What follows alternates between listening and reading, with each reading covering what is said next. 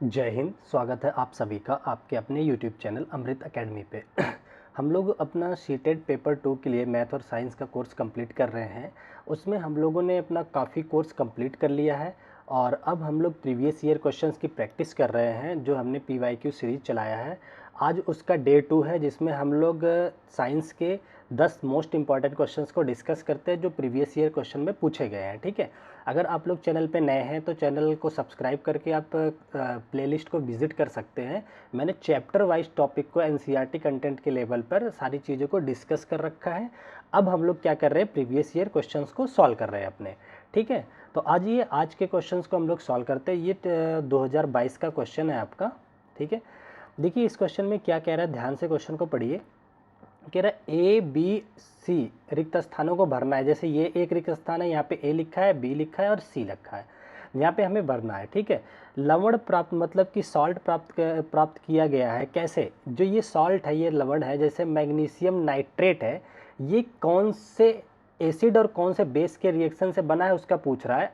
कि अगर HNO3 magnesium क्या कहते हैं कि HNO3 की रिएक्शन इसकी रिएक्शन कौन से बेस से कराई जाए कि मैग्नीशियम का नाइट्रेट मिल जाए।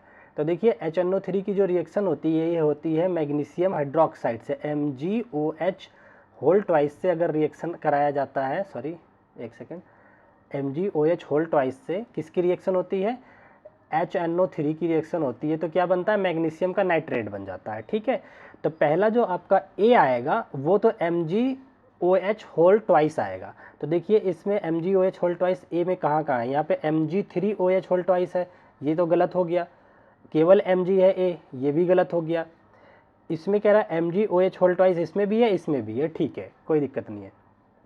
अगला जो B बना रहा है, पूछ रहा है कि पोटेशियम सल्फेट को बनाने के लिए H2SO4 सल्फेट के साथ जो सल्फ्यूरिक एसिड है इसके किसके साथ रिएक्शन कराया जाता है।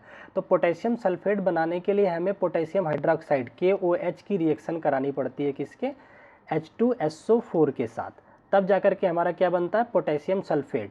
तो B हमारा क्या हो जाएगा, KOH। तो देखो इन दोनों में B में KOH कहाँ है, यहाँ पे KOH होल ट्वाइस है, ये भी ऑप्शन कट गया आपका। केवल लास्ट ऑप्शन में ये दे रखा है, तो यही आपका करेक्ट ऑप्शन हो जाएगा, D ऑप्शन। ठीक है, आई होप ये चीज़ें आप लोगों को समझ में आ गई होंगी। ठीक है, आ जाइए नेक्स्ट क्वेश्चन को अपने डिस्कस करते हैं। ये भी काफ़ी अच्छा क्वेश्चन है। देखिए इसमें क्या कह रहा है। अच्छा, आप लोगों को मैंने चैप्टर में डिस्कस किया था रासायनिक परिवर्तन, chemical changes and physical changes के बारे में हमने बात करी थी। ठीक है, तो थोड़ा सा हम बता देते हैं केमिकल चेंजेस क्या होता है, फिजिकल चेंजेस क्या होते हैं। देखिए केमिकल चेंजेस में कोई पदार्थ जो होता है रिएक्शन के बाद कुछ अलग प्रोडक्ट बना देता है। ठीक है ना, उसे हम लोग और केमिकल चेंजेस को वापस से उस पोजीशन में नहीं ला सकते हैं। ठीक है, तो उसे बोला जाता है केमिकल चेंजेस। और वहीं अगर फिजिकल चेंजेस की बात करें, भौतिक परिवर्तन की बात करें, तो उसमें क्या होता है, उसके आकार साइज वगैरह को बदल करके फिर वापस उसमें लाया जा सकता है। ठीक है ना, तो ये आते हैं हमारे फिजिकल चेंजेस में। ठीक, तो आ जाइए इनके आंसर्स देखते हैं क्या कह रहा है। इसमें से नीचे दिए गए कौन सा समुच्चय भौतिक परिवर्तनों को समाविष्ट करता है, मतलब फिजिकल चेंजेस को चेक करना है कौन सा करता है। ठीक है ना, तो पहला ऑप्शन कह रहा है कागज के टुकड़े करना, केक पकाना। तो देखिए, और पटाखे फोड़ना। केक पक जाएगा, अगर एक बार केक बन गया है तो वापस से उसको दूध और जिस चीज़ से बना है उसमें आप कन्वर्ट नहीं कर सकते हैं। तो ये तो केमिकल प्रोसेस हो गया, केमिकल चेंजेस हो गया हमें। और देखिए पटाखा अगर फूट चुका है तो वापस से उसे फिर से पटाखे के फॉर्म में नहीं लाया जा सकता। तो ये सारे केमिकल चेंजेस है, तो ये आंसर नहीं होगा। ठीक है, दूसरा ऑप्शन में क्या कह रहा है, पानी उबलना, ये तो है, लेकिन भोजन का पकना ये एक रासायनिक परिवर्तन होता है, तो ये भी आपका ऑप्शन कट गया। थर्ड ऑप्शन में क्या कह रहा है, कागज का जलना। ठीक है, दूध से दही का बनना। दूध से अगर एक बार दही बन गई ना तो आप दही से दूध नहीं बना सकते हैं क्योंकि ये एक रासायनिक परिवर्तन में आता है, तो इसलिए ये भी आपका ऑप्शन कट जाता है। तो अब एक ही ऑप्शन बचा है, यही आपका आंसर हो जाएगा। ऑप्शन देख लेते हैं क्या है। कह रहा है कांच का टूटना। बिल्कुल, कांच केवल आकार परिवर्तन हुआ है। पहले मान लो स्क्वायर तो तोड़ करके आपने उसका आकार बना दिया, दूसरे आकार में हो गया, बिल्कुल कोई चेंजेस नहीं हुआ है। ठीक है ना। अगला क्या कह रहा है, ग्राइंडिंग व्हीट्स मतलब गेहूं पिसना। गेहूं पीसना, गेहूं पीसने में भी ये एक भौतिक परिवर्तन होता है। इसमें क्या हुआ, गेहूं के बस आकार को बदला गया है। गेहूं के जो दाने होते हैं उनको तोड़ तोड़ कर छोटा, पीसने का मतलब ना बारीक कर दिया गया, बस उनके आकार में परिवर्तन कर दिया गया है, ठीक है ना। कोई ऐसे चेंजेस नहीं हुए हैं कि जिससे कोई अलग पदार्थ बन गया हो, ठीक। तो ये भी हमारा क्या है, भौतिक परिवर्तन में आता है। और पानी का उबलना ये भी भौतिक परिवर्तन में आता है, इससे भी कोई नया पदार्थ का फॉर्मेशन नहीं हो रहा है, ठीक है। तो डी ऑप्शन आपका करेक्ट हो जाता है।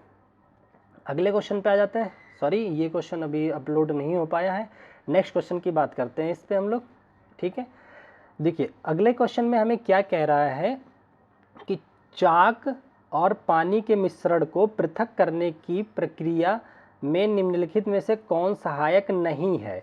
कह रहा है कि अगर मान लो किसी पानी, कोई पानी का है बोतल है आपके पास, उसमें आपने चॉक घोल दिया है, ठीक है, चॉक मिला हुआ है, तो उसको आपको चाक और पानी को सेपरेट करने के लिए पूछ रहा है इनमें से कौन सा प्रोसेस नहीं है। ये हमें 4 प्रोसेस दे रखा है। पहला कह रहा है फिल्ट्रेशन, निस्यादन जिसको बोलते हैं, बिल्कुल ये आप कर सकते हैं, ठीक है, निस्यादन करा जाता है हटाने के लिए।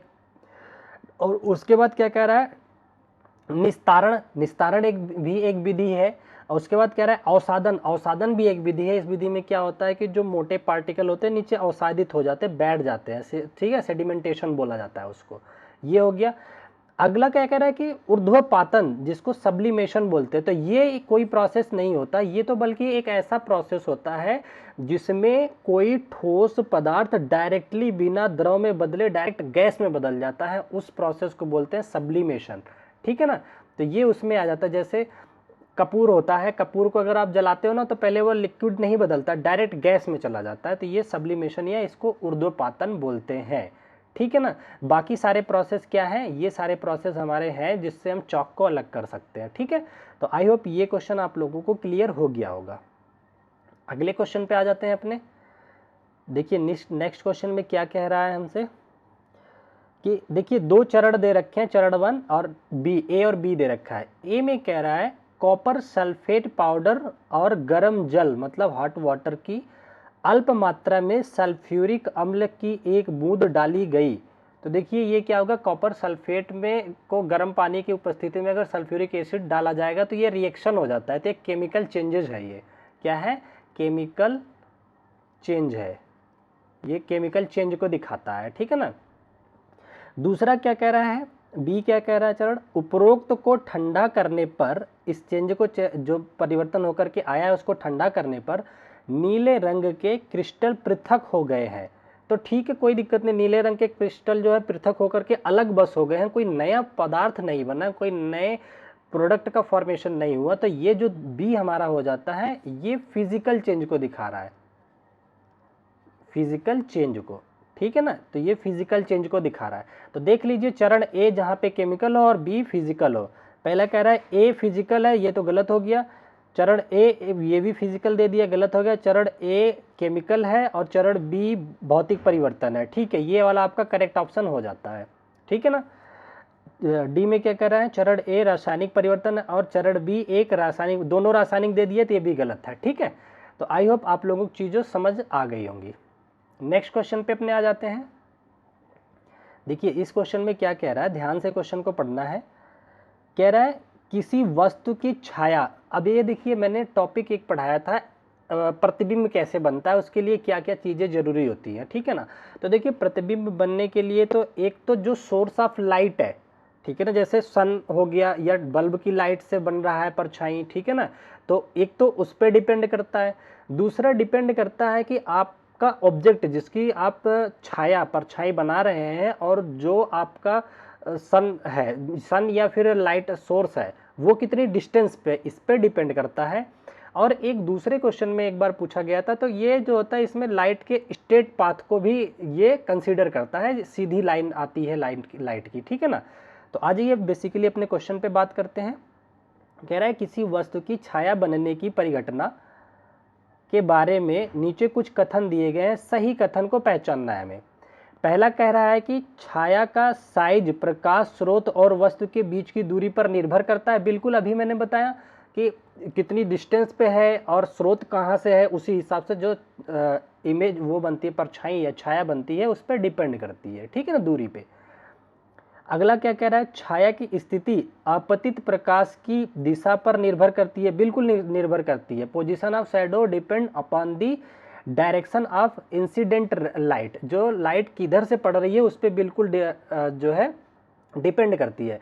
जैसे मान लो कई बार कहा जाता है कि सुबह के समय परछाई कैसे बनेगी, दोपहर या शाम के समय कैसी परछाई बनेगी, तो ये सुबह दोपहर इसीलिए बोला जा रहा है कि लाइट किधर से आ रही है, इंसिडेंट किधर से हो रही है। तो बी ऑप्शन भी आपका करेक्ट होता है। आगे क्या कह रहा है, सी में क्या कह रहा है कि छाया जो बन रही है शैडो का रंग वस्तु के रंग पर निर्भर करता है। नहीं, छाया तो ब्लैक बनती है, ब्लैक एंड व्हाइट होती है। अगला क्या कह रहा है, डी छाया बनने की व्याख्या प्रतिबिंब बनने की अवधारणा से की जा सकती है। नहीं, प्रतिबिंब बनने की अवधारणा से नहीं की जा सकती। ठीक है, हमारा ए और बी ऑप्शन जिसमें है वही करेक्ट ऑप्शन हो जाएगा। तो ए वाले में ही दे रखा है ए एंड बी। ठीक है, तो ये आपका करेक्ट आंसर हो जाता है। ठीक, अगले क्वेश्चन को देख लेते हैं अपने क्या कह रहा है। देखिए इस क्वेश्चन में बड़ा प्यारा सा क्वेश्चन है। इसमें कह रहा है नीचे दिए गए कथनों को पढ़ें और सही विकल्प का चयन करें। तो पहली धारणा जो दे रखी है S1, उसमें कह रहा है सितार, सितार आप लोग जानते हैं जो बजाया जाता है, ठीक है ना, सितार के तारों को कसने से मतलब टाइट करने से इससे उत्पन्न ध्वनि का तारत्व कम हो जाता है। नहीं, ये गलत है। अगर आप किसी भी स्ट्रिंग, किसी भी सितार वादक यंत्र की स्ट्रिंग को टाइट करते हैं ना, तो उसका जो फ्रीक्वेंसी होती है जिसको तारत्व बोलते हैं वो बढ़ जाती है। ठीक है ना, तो पहला स्टेटमेंट तो गलत है। S1 जहाँ जहाँ फॉल्स है उसमें से आंसर हो सकता है। पहले S2 भी देख लेते हैं, एक सेकंड। S2 में कह रहा है ध्वनि का तारत्व डोरी में तनाव पर निर्भर करता है। बिल्कुल निर्भर करता है कि अगर डोरी का तनाव बढ़ेगा, बहुत ज़्यादा टाइट कर दोगे तो उसका जो फ्रीक्वेंसी है, तारत्व है, वो और ज़्यादा इंक्रीज हो जाता है। ठीक है ना, तो S2 तो करेक्ट है लेकिन S1 फॉल्स है। देखिए कहाँ है, S1 is false, S2 is correct. ठीक है, ट्रू, जो कि सी ऑप्शन में आपको दे रखा है, ये आपका करेक्ट आंसर हो जाएगा। ठीक है ना, तो ये आप लोग याद रखेंगे कि जैसे गिटार हो गया या कोई भी जिसमें स्ट्रिंग लगी होती है, जब उसको टाइट किया जाता है तो उसकी फ्रीक्वेंसी बढ़ती है, ना कि घटती है। ठीक है ना, तो S1 इसी वजह से गलत हुआ था। यहाँ तक हो गया क्वेश्चन। आ जाइए नेक्स्ट क्वेश्चन को डिस्कस कर लेते हैं। देखिए इसमें क्या कह रहा है, ये देखिए मृदा चैप्टर से है, जो कि मैंने ऑलरेडी आप लोगों को पढ़ा रखा है। पूरा मृदा एक टॉपिक लिया है, आप जाकर के चीज़ों को देख सकते हैं। ठीक है, इसमें कह रहा है निम्नलिखित में से सही कथन को पहचानिए। पहला क्या कह रहा है कि the percolation rate of water in clay soil is higher than the loamy soil. ये गलत है, क्ले सॉयल का सबसे कम होता है। आप चैप्टर जा करके देखेंगे ना, तो उसमें मैंने पूरा चीज़ें बता रखा है कि किसका कब होता है। ठीक है ना, तो सबसे ज़्यादा बलुई का होता है पानी, जो पर्कुलेशन रेट होता है। ठीक है, अगला क्या कह रहा है, बलुआ मृदा की तुलना में दोमट मृदा में पानी के रिसाव की दर उच्चतर होती है। नहीं, ये उल्टा दे रखा है, तो ये भी आपका गलत हो गया। अगला क्या कह रहा है, चिकनी मृदा में पानी के रिसने की दर बलुआ मृदा में पानी के रिसने की दर के बराबर होती है। तो बराबर जैसा कहीं दिया ही नहीं है। ठीक है ना, मैंने पूरा चैप्टर डिटेल में पढ़ा रखा है, आप जाकर के वीडियो देख सकते हैं। ठीक है, तो ये भी ऑप्शन गलत हो जाता है। अगला दे रखा है the percolation rate of water in sandy soil, मतलब बलुई जो मिट्टी है, is higher than the clay soil. तो ये बिल्कुल सही दे रखा है। तो पर्कुलेशन रेट जो होता है बलुई मिट्टी में ज़्यादा होता है इन कंपैरिजन टू क्ले में। क्ले सबसे लास्ट में आता है, बलुई वाला सबसे पहले आता था। ठीक है ना, मैं आप लोगों को सजेस्ट करूंगा कि ये वाली वीडियो मृदा वाली जाकर के जरूर देखिएगा, प्लेलिस्ट में आपको मिल जाएगी। ठीक है, अगले क्वेश्चन पे अपने आ जाते हैं। देखते हैं इसमें क्या दे रखा है। ये भी बहुत ही प्यारा क्वेश्चन दे रखा है। इसमें क्या कह रहा है, अरे क्वेश्चन नीचे तक चलेगा, कोई नहीं, इसको थोड़ा सा जूम आउट करते हैं। सॉरी, अच्छा अच्छा अच्छा अच्छा, ठीक है ठीक है। हाँ, देखिए क्या कह रहा है, एक शिक्षक ने तांबे के तार के एक लंबे टुकड़े का एक लोहे की कील पर कुंडली के रूप में लपेटता है। परिपथ पूर्ण करने के लिए तार के खुले सिरों को स्विच के रास्ते एक सेल से जोड़ा गया। स्विच बंद करने पर क्या होगा। अरे देखिए क्या है ना, कोई शिक्षक है, तांबे के तार को एक कील से लपेट देता है। मान लो एक ये कील है, ठीक है ना। इस पे तांबे का तार इस तरह से लपेट दिया गया और इसको एक सर्किट से ला करके, बैटरी से ला करके इसको जोड़ दिया गया, ठीक है ना। तो अब ये पूछ रहा है कि क्या होगा, इसके चुंबकत्व के बारे में पूछ रहा है। तो आप लोग ये ध्यान दीजिए कि चुंबकत्व किसी भी इलेक्ट्रिक फील्ड में तभी तक रहता है जब तक उसमें करंट फ्लो करता है, ठीक है ना। ये परमानेंट चुंबक नहीं होता है। जैसे आपको मैंने सिखाया इलेक्ट्रिसिटी वाले चैप्टर में, मैग्नेट वाले चैप्टर में, अगर कोई करंट कंडक्टिंग वायर है तो इसमें से जब इलेक्ट्रिसिटी फ्लो होती है ना, तो इसके चारों तरफ मैग्नेटिक फील्ड जनरेट हो जाता है, और जैसे ही इलेक्ट्रिसिटी हट जाती है तो ये मैग्नेटिक फील्ड क्या होता है, गायब हो जाता है, ठीक है ना। तो एक तरह से एक ये जो मैग्नेटिक फील्ड बनता है एक टेम्परेरी चुंबक की तरह बनता है, ठीक है।